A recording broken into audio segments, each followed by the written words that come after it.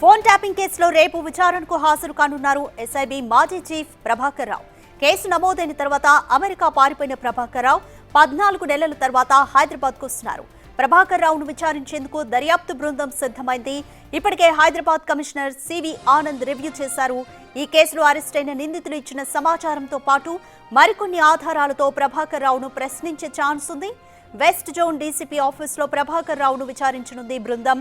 ప్రభాకర్ రావు నోరు విప్పితే కేసులో కీలక పరిణామాలు జరిగే అవకాశం ఉంది.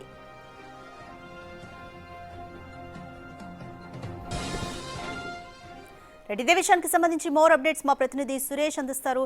సురేష్, రేపు ఎస్ఐబి మాజీ చీఫ్ ప్రభాకర్ రావును చేసే విచారణతో ఈ కేసుతో ఒక క్లైమాక్స్ కు వచ్చినట్టు అనుకోవచ్చా? ప్రధాన సూత్రధారి వివరాలు కూడా బయటకు వచ్చే ఛాన్స్ ఉందా?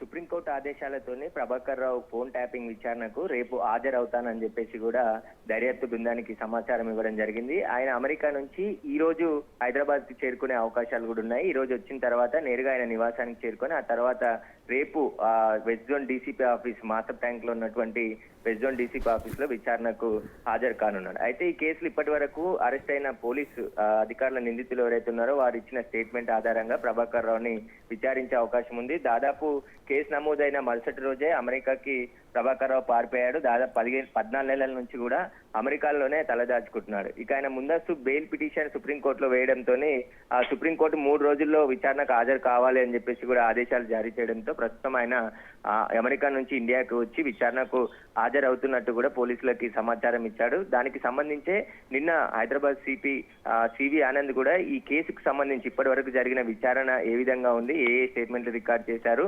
ప్రభాకర్ రావుకి సంబంధించి విచారణ ఏ విధంగా చేయాలనే దానికి సంబంధించి కింది స్థాయి అధికారులకు సూచనలు కూడా చేయడం జరిగింది. దర్యాప్తు బృందం కూడా సిద్ధమైంది. ఎందుకంటే ఈ కేసులో ప్రభాకర్ రావు నోరు విప్పితే అనేక విషయాలు బయటకు వచ్చే అవకాశం ఉంటుంది. ఇప్పటి వరకు పోలీస్ అధికారులను మాత్రమే అరెస్ట్ చేశారు, కానీ ఇందులో రాజకీయ నాయకుల ప్రమేయం కూడా ఉందని ఆ దర్యాప్తు బృందం గుర్తించింది. కాబట్టి అది ప్రభాకర్ రావు చెప్తేనే విషయాలు బయటకు వస్తాయి. ఎందుకంటే ఇప్పటివరకు అరెస్ట్ అయినటువంటి వారందరూ కూడా ప్రభాకర్ రావు ఆదేశాల మేరకే మేము పని చేశాము, ఆయన మాకు ఇన్స్ట్రక్షన్స్ ఇస్తే మేము దాన్ని అమలు చేశామని చెప్పారు. కాబట్టి ప్రభాకర్ రావుకి ఎవరు ఆదేశాలు చేశారు, ఈ వ్యాపారస్తులు కావచ్చు, ప్రతిపక్ష నాయకులు కొంతమందిని బెదిరించి డబ్బులు వసూలు చేశారని చెప్పేసి కూడా ఆరోపణలు ఉన్నాయి.